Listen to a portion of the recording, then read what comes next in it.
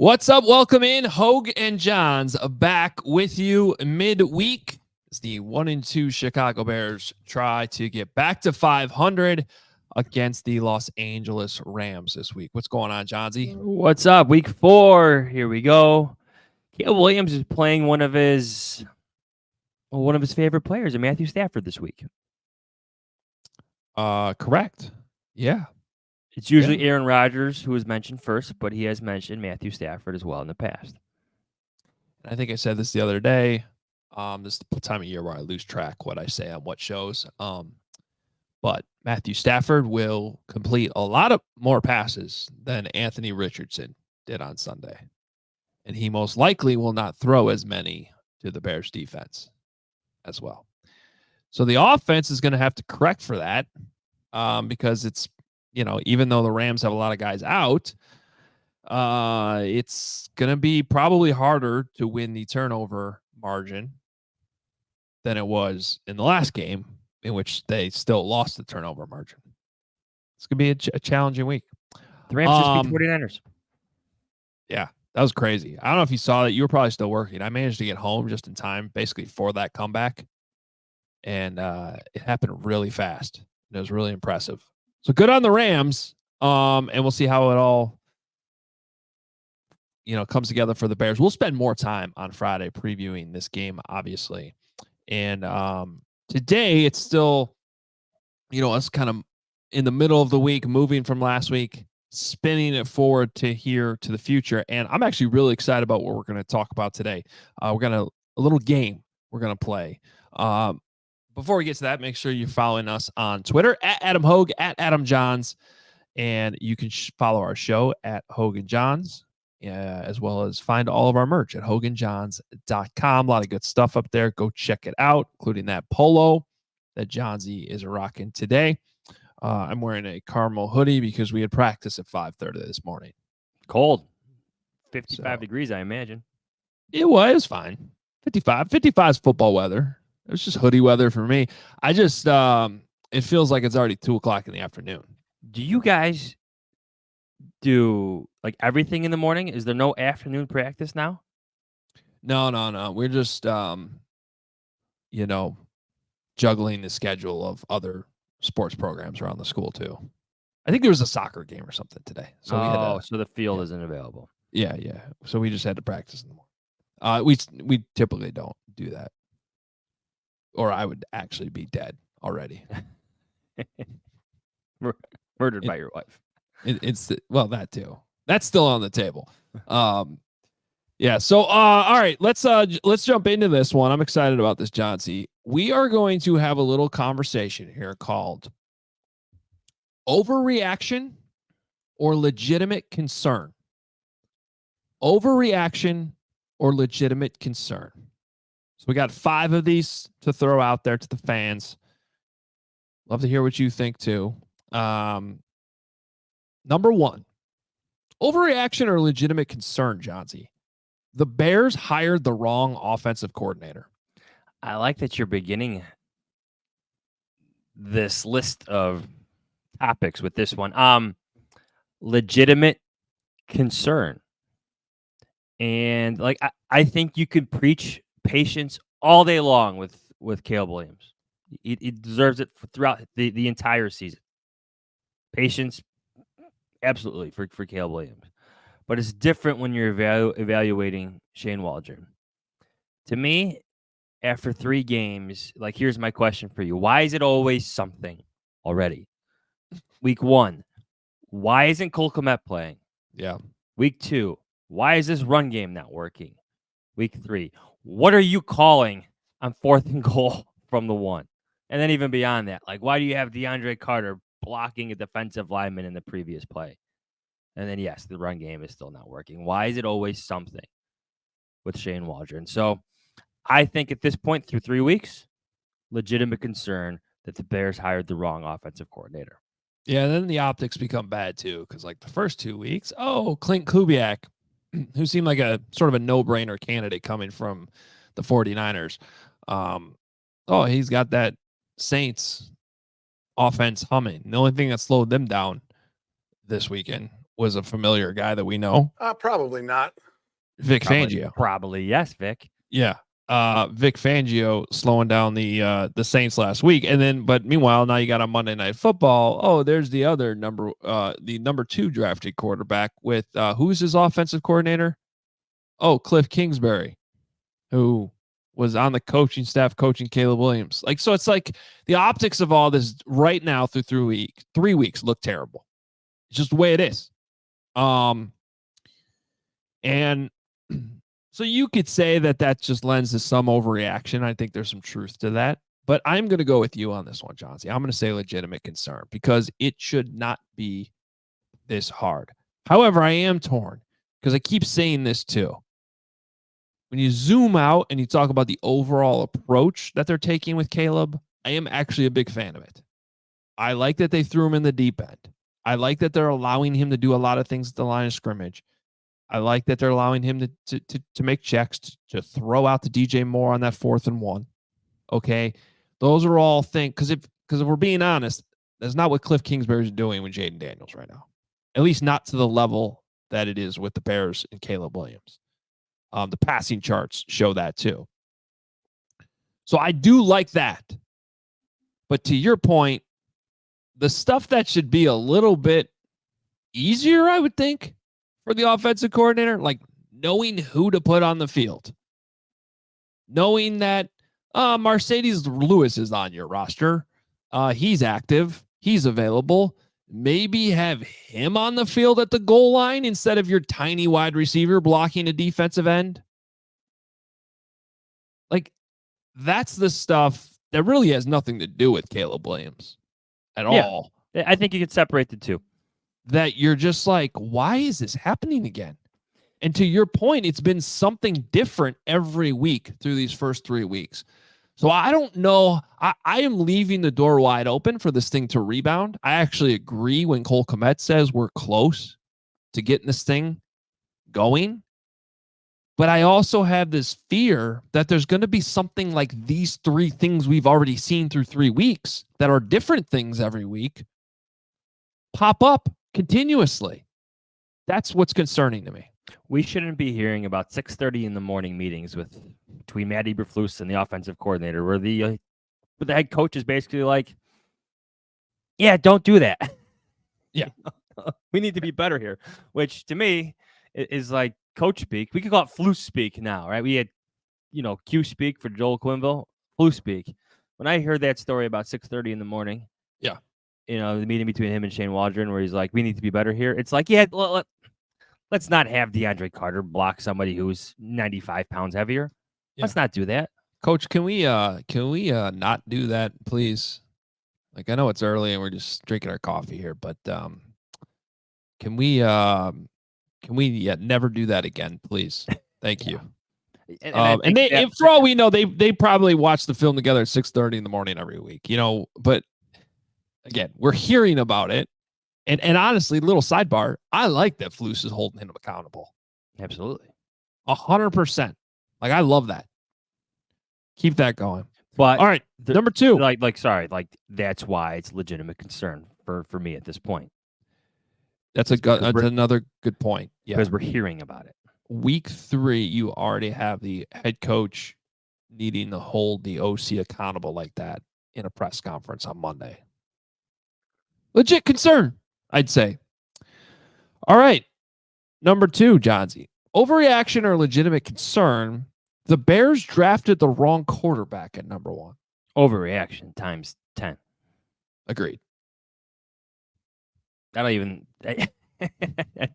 need to articulate a response for that? Yeah, and I want to be clear. The only reason this is coming up is basically because this has become a legitimate talking point over the last 48 hours. I had to tackle this on CHGO yesterday, but like is it because of Jaden Daniels, or is it because what Justin Fields is doing? Well, it appears to be both. It appears to be both, and this is where I think someone can sit there and be like, "Oh, well, same thing with the offense coordinator. The optics look terrible. It just looks bad that Justin's 3-0 and Jaden Daniels had an amazing game on Monday Night Football." I'll meet you halfway on that, but here's why I think it's different. Justin's the same guy. Watch it. He's literally the same. Like, I saw NFL Films, love NFL Films. They put a tweet out yesterday that was like, Justin Fields taking his game to another level. And then it's like literally the same highlight reel we've seen for 4 years now. And it's good stuff. It's the same stuff that we've said. He's a starter in the NFL. So now he's a starter for a good organization. They happen to be 3-0. That's nobody should be surprised by that. But trying to take some type of leap here that like, oh, he's a different guy in Pittsburgh. It's just completely wrong. And then with Jaden, I think this is honestly more of a situation where, one, it's possible, believe it or not, that 2 quarterbacks from the same draft class could be good. But he did it on Monday Night Football. Caleb Williams played in a loss at noon on Sunday, in which they only scored 16 points. And I just feel like that the nuance of how they actually played in those games is a little lost just because of that. I'm looking forward to talking to the Fishman later in this podcast because I think there's so many encouraging things that Caleb Williams has done over the past couple weeks that just seem to be ignored or glossed over for these overreactions that exist out there in sports commentary. Yeah. And I think Kevin's going to break down some of those plays quite well. All right, number 3. Overreaction or legitimate concern. The Bears should have gone all in on Jim Harbaugh last winter. I'm going to lean overreaction a little bit here. Okay. This is where I'm going to side with, I guess, patience and this being so early in the season here. Like, can we see this play out a little bit longer? I get there's been some bad decisions, like some bad challenges, and I get that there's bad process with not having your 2-point play ready after that touchdown against the Colts. That's bad process. That's on the head coach. I don't like that Caleb Williams is kind of being blamed a little bit for not calling a timeout or for not checking out of that 4th and goal play. Like, that's on Shane Waldron. That's on Matt Eberflus for not calling a timeout. But I guess where I'm at on this is that the defense is still working. The defense that Matt Eberflus built is still working. It's still producing takeaways. I want to see it play out a little bit longer before, and I want to see how things play out in Los Angeles too with Jim Harbaugh as well. I'm gonna hedge here a little bit because I agree with you that it's an overreaction 3 weeks into the season. However, the argument that the Bears should have gone all in on Jim Harbaugh is, one I have not even tried to really argue against since last winter, and I don't really think it's changed at all. Right? Like, it's kind of sort of been this elephant in the room that's been hanging over since the Bears made their announcement. Oh, we're sticking with Flus, and then everybody knew Harbaugh was going somewhere else. And that was just how it was. But the reality is, if we take this conversation back to January, if I polled 100 people and was like, do you think the Bears will have a better record over the next 4 years with Matt Eberflus or Jim Harbaugh? I feel like 90% of the people voting in that poll would say Harbaugh. The question is, though, how long is he really going to be there? And that's still also part of this argument. Like, Harbaugh comes and goes. The places he goes, he usually has a lot of success, and then he leaves. And whereas you could probably look at Matt Eberflus if you're trying to have more long-term success and have a coach that's around here for 15 years, it's probably more likely that that's going to be the case there. So this is a long way of me saying, like, I think for some people it's already been a legitimate concern. It's probably going to stay a legitimate concern. But I think if we're just going to go off the results we've seen the last 3 weeks of this season, it is definitely an overreaction. Yes. Can we just see it play out a little bit? Sure. Like the Chargers have beaten Bryce Young, now bench, Gardner Minshew, not exactly a top tier quarterback, and they just lost to Justin Fields. Yeah. So can we see this play out a bit on both sides? Counterpoint: the Bears have played Will Levis. Didn't really deserve to win that game. C.J. Stroud, really the good. defense did. Yeah, and then Anthony Richardson. Yeah, but two quarterbacks that certainly were trying to hand you the football every 5 seconds. Fun question nonetheless, but yes, I think it's an overreaction. I like these last two because they really have to do with personnel decisions. Overreaction or legitimate concern? The signing of DeAndre Swift was a mistake. This is a good one. I think I can make arguments both sides. Yeah. Overreaction. It's early to week 3. Run game's not working for a lot of different reasons, whether it's play calling, design, or the protection up front. But at the same time, if you watch some of that film, you see opportunities for DeAndre Swift to gain more yards than he's actually getting, which would make it a legitimate concern. Yeah. This is tough. Well, can I make a case to you? Yeah, go ahead. So I'm going to go legitimate concern. And it really has to just do with the money. Because my argument on this is if you're going to spend what's considered big money for a running back, $24 million over 3 years. If you're going to go into, play in that playground and jump into that space where most of the NFL is staying away from, you better get instant results. And the Lions, $18 million for David Montgomery a year ago that the Bears, they felt like they were competitive enough to keep him, but really they weren't. We're talking $24 million now.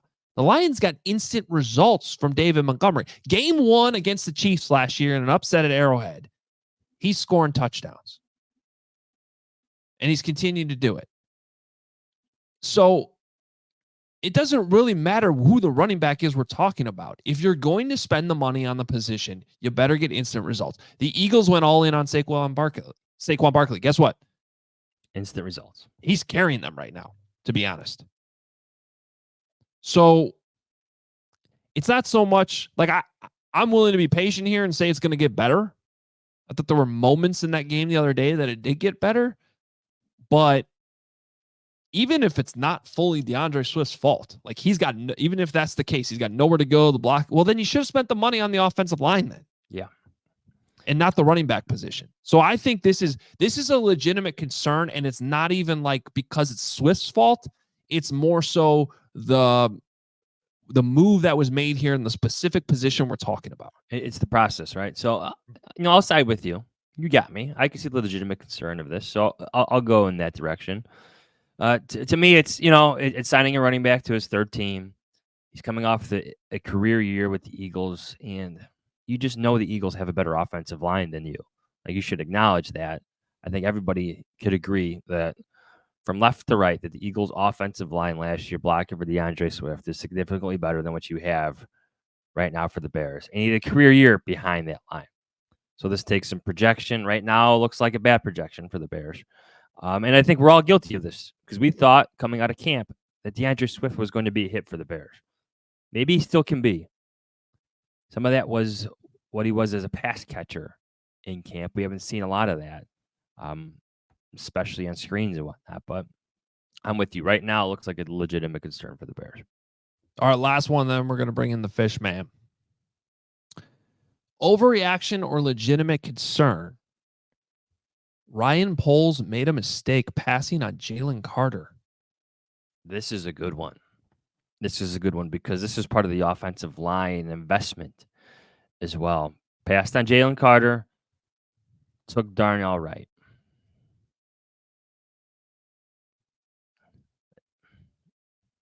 This is good. This is good. If you're watching YouTube, I'm pausing because you actually gave this to me well in advance of the show, and I was still thinking about it, and I'm still thinking about it now.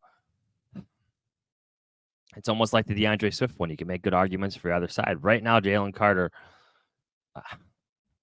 he's producing highlights. Yeah. And right now, Darnell Wright is on the opposite side of highlights you want. You know what I'm talking about?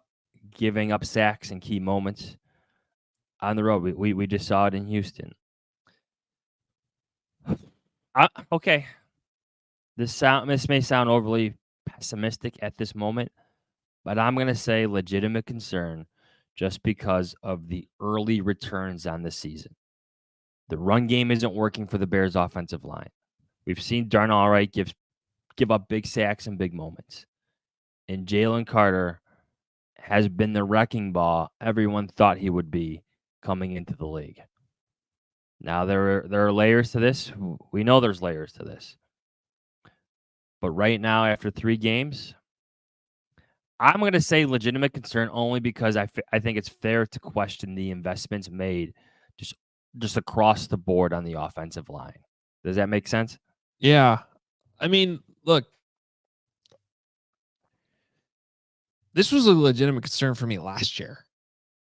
It was a legitimate concern for me on draft night because there was like pretty much no questioning that Jalen Carter was going to be a good player. It was just the off the field stuff. Was he going to grow up?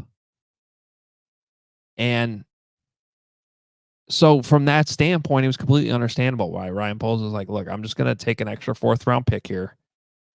And is that what turned into Torrey Taylor? Or is that I think so. Or was that yeah, I think it was. Anyway, or was that the trade? It was either Torrey Taylor or the one that went to the Chargers. For Keenan Allen. Regardless. And that's important to keep in mind in this conversation. But okay, last year you're going, man, Jalen Carter's off to a great start. Darnell Wright's kind of rocky. Oh, he just had that one-arm game where he still blocked Max Crosby. That's really impressive. That's a really good sign for the future. And then, like, we're in training camp this year, and you were one of the first people to bring up, like, I don't know what's going on with Darnell Wright, but it just doesn't look like he's taking that next step. We're not talking about a guy who's struggling mightily, but I'll just give you the PFF grades right now. Jalen Carter, and I'm actually surprised he's not higher given how it seems like he's been playing. Jalen Carter is the number 14 interior defensive lineman right now. Darnell Wright is the number 37 ranked offensive tackle.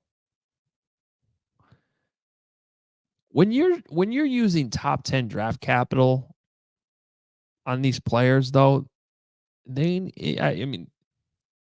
need to be really, really good. You can't be the 37th offensive tackle. Now, it's still early-ish, but we are in year 2 now.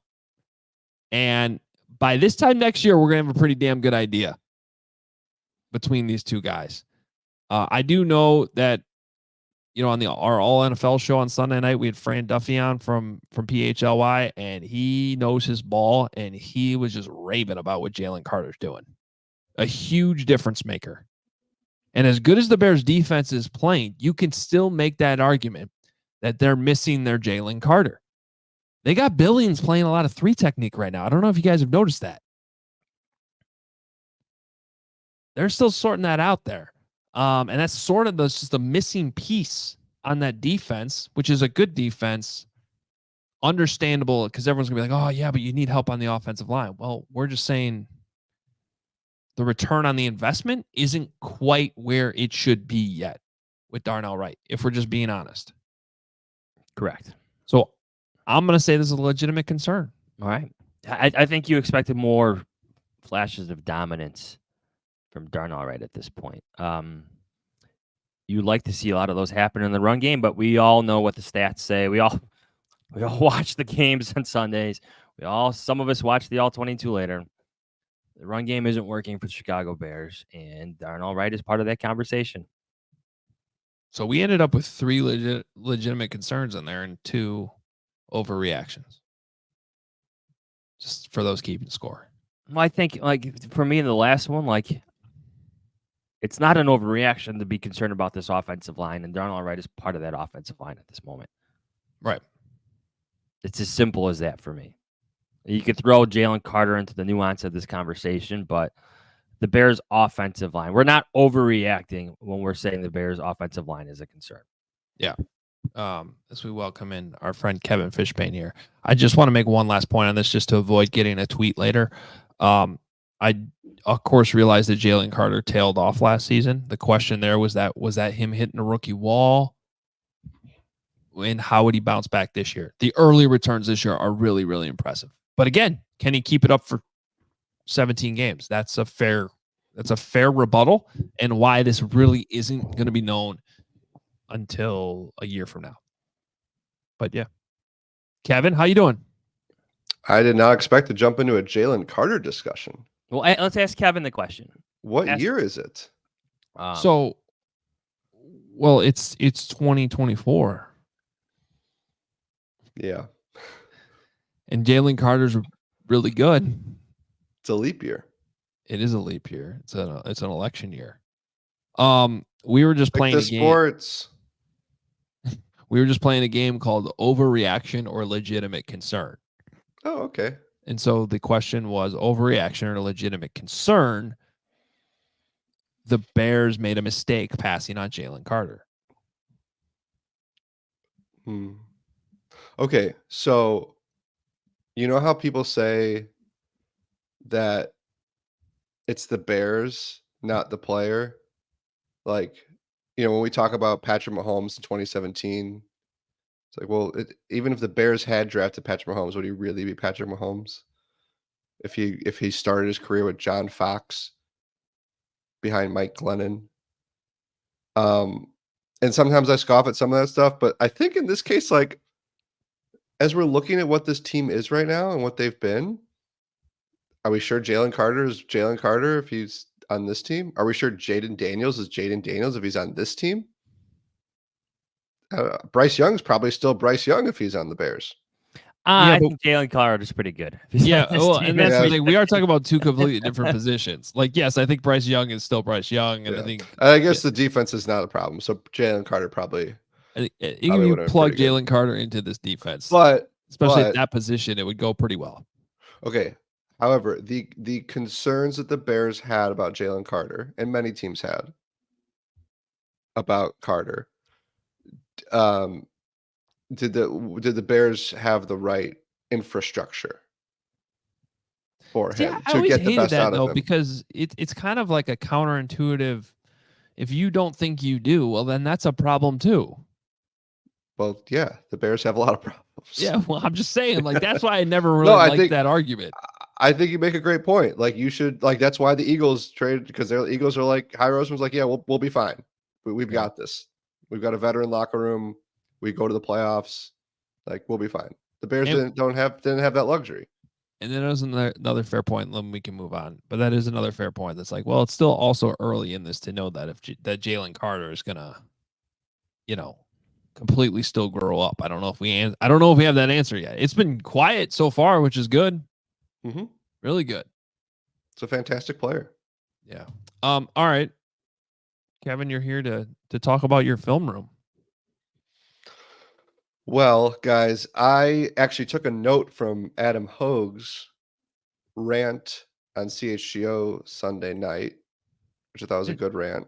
I don't rant. I never rant. Well, compared to some of your coworkers on CHGO, that's true. You're very calm, poised. Sometimes. Yeah. I think some of your coworkers there don't know how to talk in non-ranting terms. But Shots fired. I thought that there was good from Sunday from Caleb Williams, that there was good progress from the offense. And I decided to highlight, I think, 7 of his throws.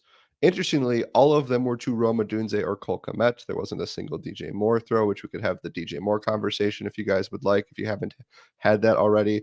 But I just went through some of, from the 47-yard Odunze down the left sideline, the 27-yard on the deep over, some of those third down plays to Cole Kmet, just to see what was working. And actually, I think 3 of those plays were first down under center play action plays. And again, we went through this with Mitch. We went through this with Justin Fields. You can't build up the plane out of those kind of plays, but clearly those can work here and there. I thought that some of the stuff he did on the quick reads to Kmet in those fourth quarter drives showed you a lot because he's precise with those throws. He's rifling them in there. So those were kind of some of my observations going through it. And I asked Cole the question, and Hogan, I know you talked to him about it, about like that fourth quarter production. And he kind of bristled at the idea that that was garbage time. And you know what? I'm glad he did so because it even reminded me that first touchdown drive, there were 9 minutes to go in the game, Yeah. and they're down by 11. Like, Wasn't garbage time. how many NFL games, guys, come down to one team or two, come down to third down in the final 2 minutes? One third down, right? Just about like a majority of NFL games probably do come down to that one third down. You stop them, you get the ball back, see what happens. If you don't stop them, you lose. And that's what the Bears-Colts game came down to. So, yeah, so that's up right now. I thought the All-22 kind of showed good protection. Now, I will say almost every one of these throws, the Colts rushed for. And it was an interesting game plan by the Colts to not put more pressure on him. But I thought he did a nice job attacking the zone. Guys were, Kmet and Odunze finding space behind the linebackers and Caleb finding them. Again, I thought you saw some positives that they could take forward. I'm not concerned about DJ Moore not being included in your story. Like, he was still targeted 8 times, still 8 catches. Then, like, after the game, there he is talking about how in some of these play calls, he's just the main distraction. Distraction was his word. He's a clear out guy sometimes. Yes. And he's a good distraction to have because he's so good. That's how it works usually. You use some of your best players as decoys. You know what? Roma Dunze and Cole Kmet have to be very good too. So if they're your secondary options and DJ Moore is your distraction, okay, that works for me. So I'm not concerned that DJ Moore wasn't included in your story much. And I think the other thing with DJ's production right now is, as much as we scoff at it, he is generally good at those screens and taking them forward. The Bears just can't block them at all. He's had 1 or 2 that were good plays, but like he gets the pass and there's nowhere to go. He breaks like 1,000 tackles and all. Like a perfect example of what it should look like from a blocking standpoint is if you look at Jonathan Taylor's touchdown run, the first one, like the Bears defense, which is good, there were 4 or 5 guys that were just struggling to get off their blocks because they're facing good players on the other side and a good offensive line that was blocking, sustaining their blocks. And as a defense, you get off your blocks. Well, when teams play the Bears, they get off their blocks or they make the block miss completely. And then you end up with viral moments like you had at the goal line where 4 of the 5 offensive linemen are on the ground. I think it's been a problem in the run game, especially where you start to kind of see a hole form and then suddenly it just closes super quickly because nobody got on a linebacker, or as you said, Hogue, the guys weren't able to stay engaged that long. And that's why, again, like some of these big throws, you had a bunch of double team blocks that it's almost like it's good, it's working, but like they also have to resort to it to get those chunk plays because they haven't been able to just block one-on-one successfully enough. Yeah. Well, I do think it's a good thing to keep in mind that because Caleb Williams is the number 1 overall pick and we spend so much time talking about him, the guy who was drafted number 9 had a really good game. And sort of a little coming out party that if that can continue going forward, and at some point you're assuming Keenan Allen can come back, then maybe it starts to look a little bit. Maybe they can overcome some of these issues that I know we're all concerned about on the offensive line that may or may not improve the whole season. Well, look at what Malik Neighbors did last week. He's been the offense for New York. Roma Dunze has that ability. I think that was the cool thing about that 47-yarder. It was a perfect pass by Caleb Williams. Yeah. Perfect pass.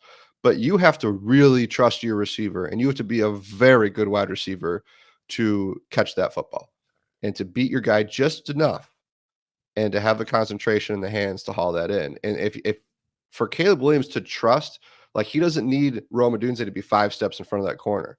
Like, I kind of, when you slow down the all-22 and you see, all right, where's – because I'm thinking maybe Odunze had a couple steps on him when Caleb threw the ball. He didn't. He maybe 1 step on him. And that was all Caleb Williams needed, which is good, because then you build that trust and you can try to, throw the ball to him and just, as they always say, trust your skill and let Odunze and DJ Moore make those big plays for you. What did you think of, well, you're rewatching the film. You're going through those 4 plays from the 4, including that speed option at the end. Like, what did it look like from different angles? And what did you see maybe up front that kind of embodies the struggles of the offense? It did not look good, Johns. I'm not going to lie to you. You know what's a bummer about for the Bears? We talked about like variance with the offensive line a lot during the summer, right? We talked about best case scenario, Jenkins and Darnell Wright are playing like Pro Bowlers. Braxton Jones comes into his own. You found your center, and Nate Davis, plays like they thought Nate Davis would. That was best case scenario. I didn't even factor in my worst case scenarios that Darnell Wright was going to ever have like the hiccups that he's had through 3 weeks. Now, I'm not trying to, again, you want to talk overreaction. I'm not trying to overreact. It's just 3 weeks. Oh, we talked about him before you came on it's part of the Jalen Carter conversation. Yeah. And it's and by the way, real quick, sorry, I just yeah. wanted to, because then we can stop talking about Jalen Carter. I want to point out, because I mentioned his PFF grade, and I didn't even realize he has the highest pass rush grade among any of the interior defensive linemen in the entire league. So while he ranks 14th overall, apparently, according to PFF, he's struggled against the run, but he's been the most dominant pass rusher among all interior defensive linemen in the entire NFL. So I just want to provide that full context. Is that good? I guess, but I guess apparently not being good against the run is not good either. Anyway, I would take the highest pass rush grade in the NFL right now at the Bears 3 technique position. But go ahead, Darnell Wright. Oh, I forgot to give you guys my fun fact of the day. Ooh. Which is that the Bears, according to a stat called defensive success rate, are number 1 in the NFL. I mean, they've been good. Who's that from? Football Outsiders? True Media, which uses EPA to create that stat. I'm rewatching right now, as I watched yesterday, the direct snap to Khalil Herbert, and Darnell Wright just whiffed. It's a touchdown. Just whiffed on his block, and that's like you ask about those 4 plays, John. See, obviously the 4th and goal was a mess and all that stuff, but like Matt Eberflus said, they could have scored earlier. Yeah, that you could tell he was a little frustrated there when he was like, "Oh, it'd be nice if I didn't have to make that decision on 4th down." And that's probably kind of what he's looking at. It's like the right tackle just makes his block on that first play. It's probably a touchdown. Yeah. Well, that's why I think, I was talking about this on the radio yesterday, because Coach Hoge, I don't know how you guys are as coaches in your program, but, it's so easy to coaches say it's execution, it's execution, it's execution. It's never, our fault. And I will say, Matt Eberflus has pointed out, especially Monday, play calling problems. He has pointed out, but there's been a lot of execution. I think when you rewatch the game, you do see both. You see a lot of missed blocks, and you see running backs not hitting their holes, and you also see play calls that just in matchups that make you scratch your head. That personnel usage. Yeah. It's all a problem. Yeah. I don't think we were overreacting. We were like part of the conversation before we came in, Kev, was I don't think we're overreacting at all about the concerns of Darnell Wright, because I think this goes back to training camp. I don't think he had a very good camp. And when you're a top 10 pick, I mean, there's a high standard here that you've got to be held to, just in terms of what's expected of you. Like every single game, every single snap, he's supposed to be a difference maker in this run game. He's just not. Well, and that's what I want to point out, because it's more about raising the expectations, right? Darnell Wright's been, let's say, fine. Okay. He's he's definitely, in my opinion, he's definitely a starting offensive tackle in the league, and it's not like he's been a huge problem. But he goes back to what Johns was just saying. This was a top 10 pick. This is supposed to be cornerstone tackle you don't have to worry about for 10 years. That's what it's supposed to be. Now, is it still early? Sometimes guys don't really completely get comfortable in the NFL and become that guy until year 3. 100%. So I don't know if it's panic time, but I also think it's fair to say concern. It's been a bad start. At least it's been better than was it Broderick Jones in Pittsburgh, who was another guy we were thinking about them taking. Yeah. Jeff, did he get benched in Pittsburgh, or is he got? Oh, he's did he? gotten I didn't moved even around. notice that. I don't know if he's gotten benched, but I know he's had a tough summer. But yeah, go ahead, Johnsy. Do you have a favorite throw from Caleb Williams that you saw that looked even better on film when you saw it? Because he had a couple. He had one that didn't count that I thought was very impressive. The one to DJ on the sideline. Yeah. When was it Braxton Jones got the holding penalty? They called it on Braxton. I think the actual hold though that they were getting was Shelton, or maybe it was Tevin. It was one of the interior guys. Was a little bit farther upfield, and right as Caleb went to roll to his left, that always kind of puts you in a compromising position as an offensive lineman. And so the guy he was blocking tried to release to go get him to the sideline, and he had his hands inside, proper positioning, but you got to let go when that quarterback goes outside. And so it was a little tug there. I think otherwise he would have had a decent chance to tackle Caleb, and I'm pretty sure that's what the actual penalty was that they threw, even though multiple times in that game they announced the penalty on the wrong player. Well, I know Cole Kmet got called for offsides on the punt. Well, that's obviously just JJ Stankovitz's fault. Well, yeah, get it right. No doubt about that. No, but for real, like my dad texted me at the start of the game. If you can't get the penalty right, like who you're calling it on, I'm talking about the refs now, then you should have to pick up the flag. It shouldn't count. Yeah. I call it Caleb's. I'm going to be very careful with this, but I call it his Michael Jordan move. Yeah. When he makes that jump throw. Yep. And when you freeze frame it and he's up in the air, like it almost looks like his own Air Jordan type, silhouette, if you will. And the spin move to throw, and then he throws it to Kmet on that play action to start the second half. That was one that in real time was incredible. And then you watched it back and you saw the athleticism. And again, always impressed by the accuracy, which is why it's been surprising to see Caleb miss guys. Was it Rome? He had a play. Was it Rome? He had a play where he was scrambling and Rome in kind of a scramble drill, and he floated it and just missed Rome by 5 yards. And those are plays we've seen him hit took a shot time and time again in practice. So those I don't I'm know. not worried about though, because no, I'm not either. Give that another 3-4 weeks, and he's gonna be hitting those. Give it another week. He had a throw on the roughing the passer penalty. Like, I don't know how he got that ball out to DJ Moore. I don't think DJ Moore was expecting it. It was the arm angle, but not only the arm angle, the velocity that came out, like out of that arm angle to get that more to DJ Moore, to get that pass to DJ Moore, 8-10 yards down the field. That's what it makes him so unique and special, is that ability to have that strength when you're literally almost underhanding the pass with a guy in your face. And well, here's the good news, guys. We are arguing over which was the most impressive throw. That is not a space we're usually living in on this podcast. And that's a good thing. I would also, as we did a little film session on CHGO yesterday, Johnsy, I know you'll appreciate this, but I forget if it was 6 or 7 plays I was able to pull out just from the first half in which Caleb was throwing incompleted passes on plays with anticipation. It was all over the film, over and over and over again. And I just did the first half. There was more in the second half. And that is, I cannot say that I sat there and broke down every throw from Jaden Daniels, but I'm guessing one of the things that if you're a quarterbacks coach, you're looking at like kind of the difference between Caleb versus some of these other rookies right now. As good as the results might be, and trust me, I'm tired of seeing Bears quarterback X, whoever the name is, near the bottom of the leaderboard.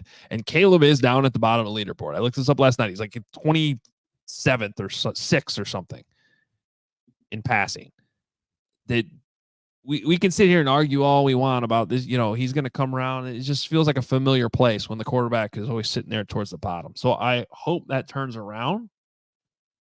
But I still think that, especially when you look at like the anticipatory throws, there are things here that are very evident on tape that are already a pretty significant improvement over what they previously had. Kevin, any final thoughts from you before we let you go and carry on with our Wednesday? I've got another fun fact. Ooh. This one might not be as fun. So for those of you who read my story coming off the game, you know that Anthony Richardson was the first quarterback to start and finish a game with a 39 passer rating or worse and beat the Chicago Bears since 1981. Okay. So I was like, how often in the NFL does this happen, right? So I went into StatHead and plugged in some numbers. So 39 passer rating or worse, at least 20 pass attempts, and 0 passing touchdowns, which was what Anthony Richardson was on Sunday.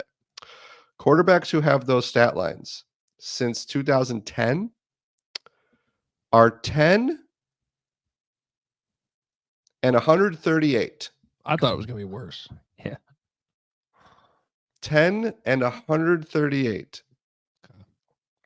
If you would like me to calculate the win percentage there for you, that's a paltry 6.76% chance to win games. So we witness history in the last 14 years when you do that. Fishbane's depressing. Anthony Richardson has joined that club. There you go. Now I kind of want to know which 10 quarterbacks. I feel like there's got to be like a couple bad Bears quarterbacks in there that just won behind the defense. So when I made it, touchdowns have to be 0. We eliminated Mitch Trubisky's performance against the Rams when they won 15-6 in 2018. Your quarterbacks are Mark Sanchez in a 7-6 win. John Skelton, here's a name from Arizona. Oh, God. Drew Lock. Ben Roethlisberger.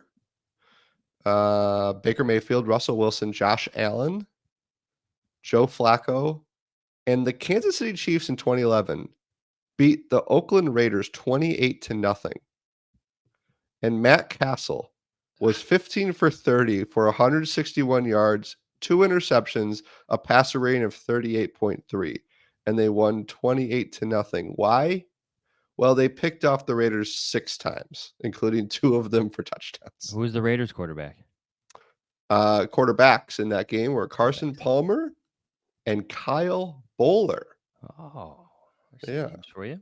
So there you go. It's the second time in 138. 3 days I've had Kyle Bowler's name come up. I'm actually reading the Aaron Rodgers book. It just came out by Ian O'Connor. It's really good so far. But I've had forgotten that Aaron Rodgers succeeded Kyle Bowler at Cal. That's right. Yeah. Had a bit of a better NFL career. And a little bit. Slightly better. Slightly. Yes. All right. So thanks to Kevin for his always not fun facts. And good stuff as always. That was fun. Thanks, guys. I don't know if that ended up being as optimistic as I thought it might be, but the good news is I remain optimistic about the quarterback, and that can solve all problems. It can. I had this feeling leaving Indianapolis, like I felt good about what Caleb did, almost to the point where like he might just be good enough to overcome some of the Bears like crap that always seems to happen. Does that make sense to you? I think he already is. No, I want to see some wins first. Well, they won one game. Oh, there was a lot of crap that happened in that game. Thank you to Will Levis. Yeah. By the way, I wanted to shout out Windy City Sports Cards sent me this. Oh boy. Where's that from? That's from the combine, like 2 years ago. It's my Twitter avatar photo. I don't know. I'm just they sent me something, so I'm thanking them. Yeah. Hey, It Windy City looks Sports great. Cards, if you're listening, find a picture of me. Let me send you a picture though. I Look like at this that, photo of me. And so, I have my own Wisconsin sports card now. Shout out to Windy City Sports Cards. All right, I got to go to work. I mean, I guess this is work too, but I got to go to my other work. You talking about the Bears today? Yeah, I don't know. Maybe I'll talk about something else. I got Baldy coming on CHGO today, so that's always fun.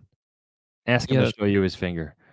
He showed it many times. He has T-shirts made now that are actually his logo is the hand with the finger pointing the wrong way.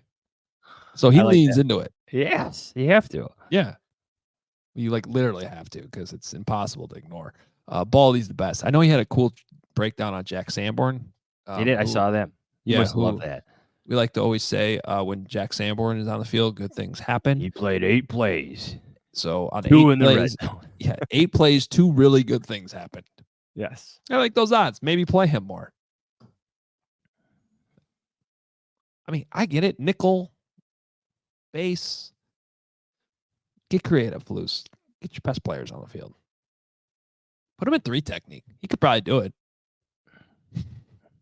Need help. Put him on the edge on offense. He'll block somebody. Like high school. Put him on the goal line. Your best players play 2 ways. Yeah, I don't know. Well, he's only playing 8 defensive snaps. He's got. Yeah. What did he play in high school? He was a linebacker, and I think he was a tight end at Lake Zurich. That makes sense. Probably a little running back in there as well. All right. We're out of here. We'll be back Friday. We'll break down this game against the Rams. We'll make our picks. Talk about some other games around the NFL as well. Our 3 big questions for the weekend. Should be a lot of fun. Thanks for watching and listening today. Please hit the like button. Hit subscribe on YouTube.